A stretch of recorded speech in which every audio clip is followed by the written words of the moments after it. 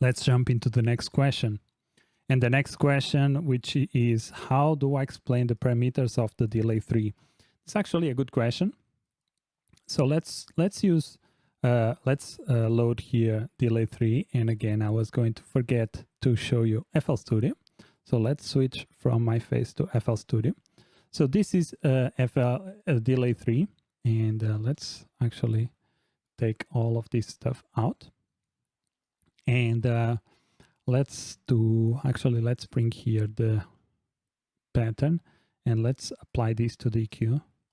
Did I use the kick? Let me bring this one and let's put this on the kick so that you can actually hear the effect.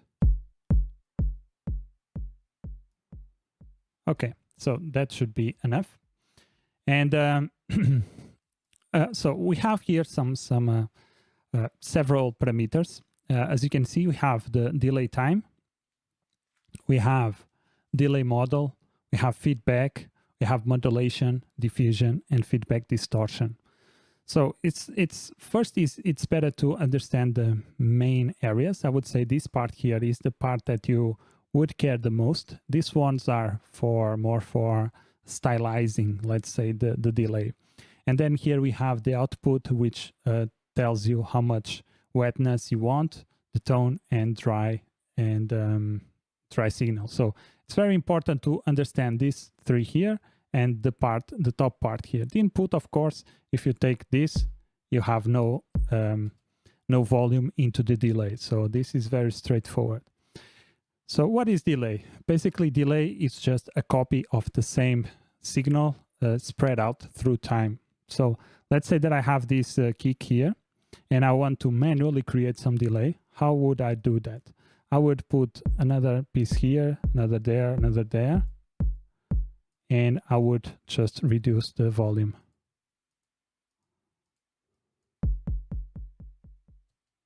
You see that this is actually the effect of a delay.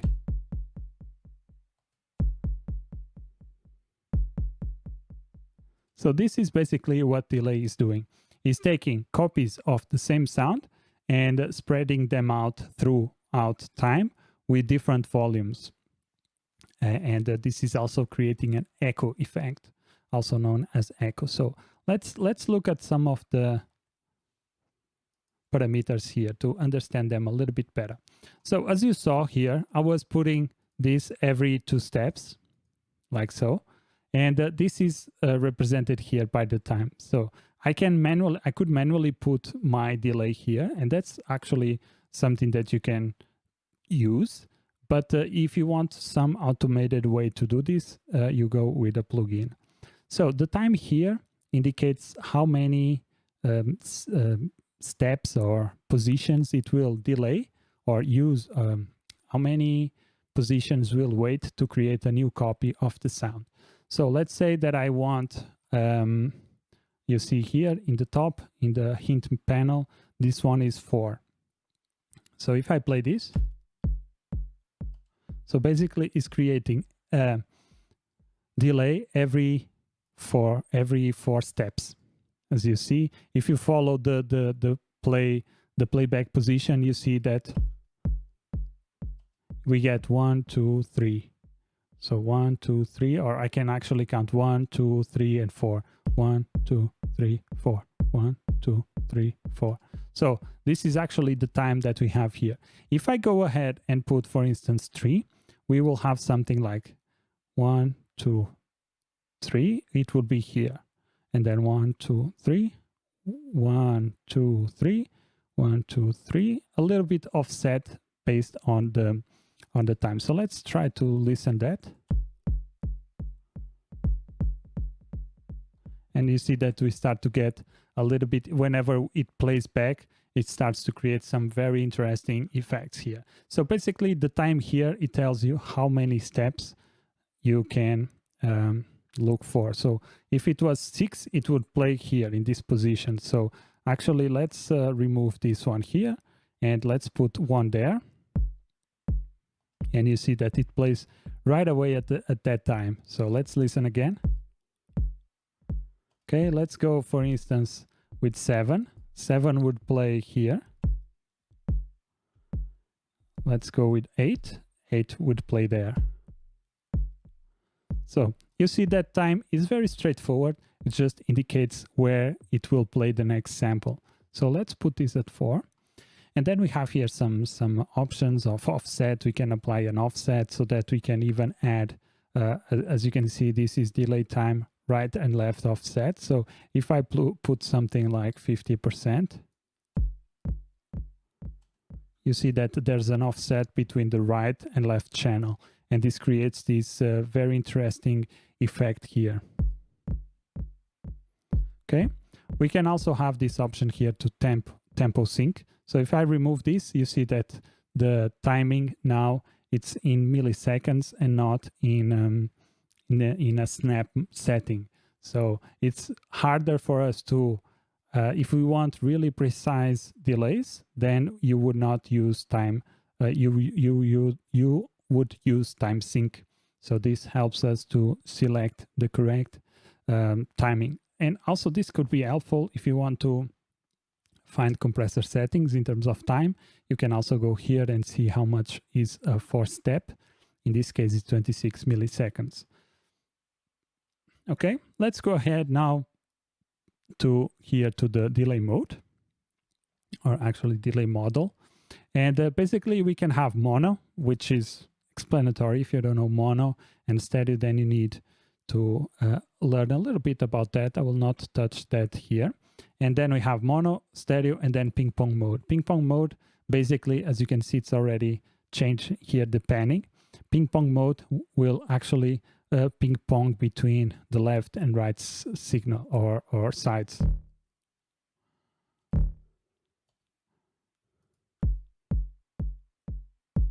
And actually, we don't listen to it very well in this case because we are using a kick. But if you want to increase this, we could go like that. And we see that now it plays on one side and then on the other, and then one side and then on the other. So this is the ping pong mode, or we can actually have it off, and you can see that it disables a lot of the plugin, a lot of the knobs here. So let's put this on stereo. And here is the stereo spread again. If you want a more mono thing, you would go like this, and you can control how much stereoness you want. Probably, I don't know if that's a word, but yeah. And then we have here the level, and the level just tells you how many repetitions you will get.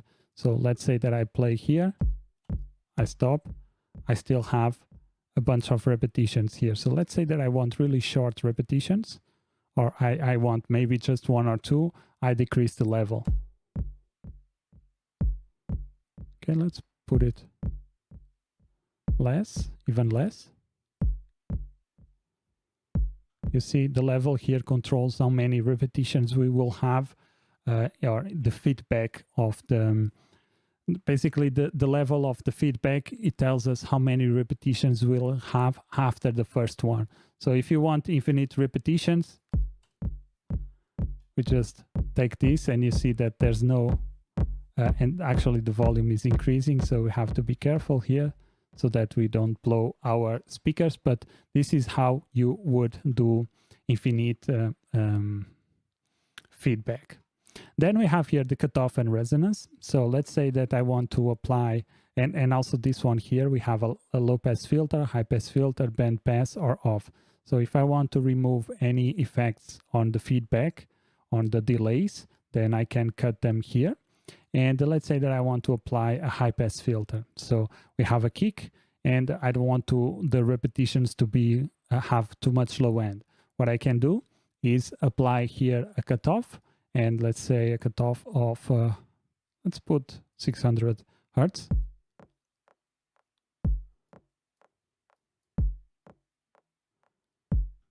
Let's reduce this. Okay.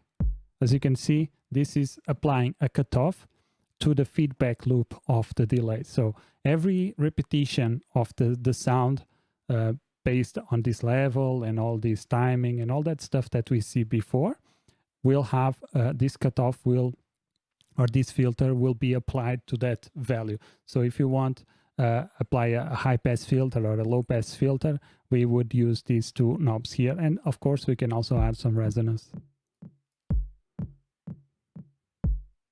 This could be very interesting to create some nice effects. As you can hear, actually, this actually can create some really cool effects. We can actually make some techno rumble. Let's see if I can do that.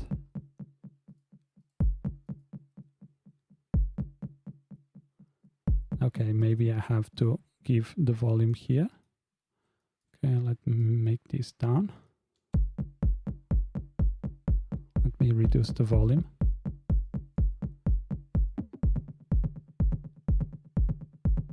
Okay, this could be.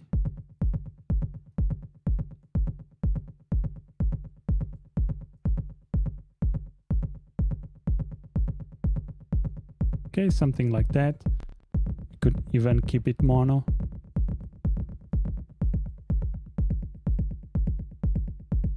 Or we could actually make some ping pong to get some crazy effect like that.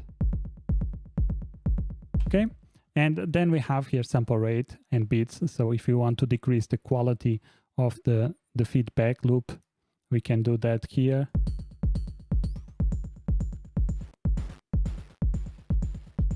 As you can see, it's very powerful, very interesting stuff. And we can play here, and then we can play here with the wet and dry signal.